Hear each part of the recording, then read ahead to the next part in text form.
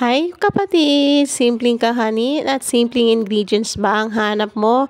Tara let's at simulan natin ang ganitong lutuin.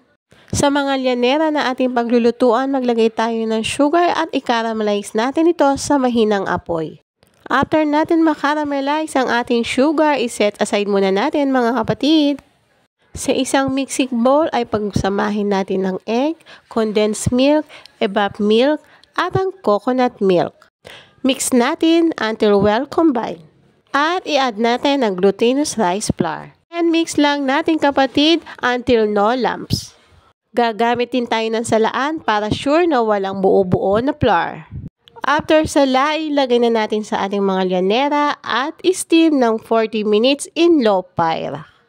After natin maluto, palamigin muna natin to bago natin ito itaob sa ating mga lalagyan. Meron ka ng kakanin na lasang leche flan, ang glutinous rice flan. Hanggang sa muli mga kapatid, thank you for watching. Bye-bye!